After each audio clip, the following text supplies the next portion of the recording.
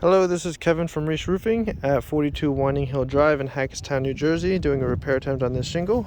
This is the shingles above.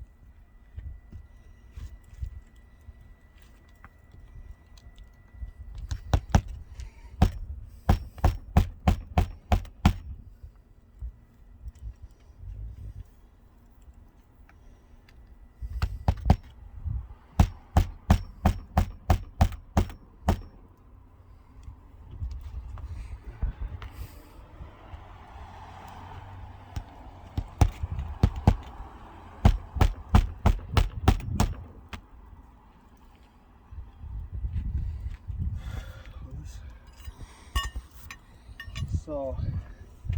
We have damage here, here, here, here, right there. Got crease forming there. This corner right here, a little bit right there. You can also see the nail holes from underneath.